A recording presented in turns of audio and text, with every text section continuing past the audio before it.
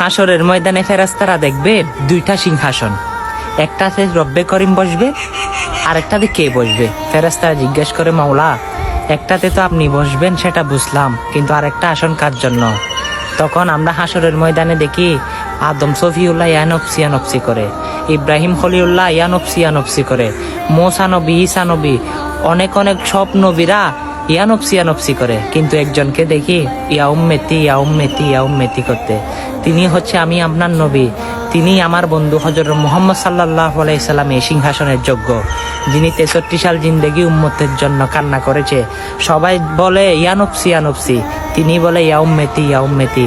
তিনি জান্নাতের অন্য আসনের পাশে আমার আল্লাহর আসনের পাশে আমার রাসূলে বসবে। সুবহানাল্লাহ সুবহানাল্লাহ। দেখেন কেমন নবীর উম্মত হয়েছেন। হ্যাঁ, ভিডিওটা শেয়ার করে সেই নবীর সম্মানটা সকল মানুষের কাছে তুলে ধরুন। হাসরের ময়দানে সেই নবী আপনাকে হাত ধরে জান্নাতে নিয়ে যাইবে। ভিডিওটা শেয়ার করে দিয়েন। আমিন।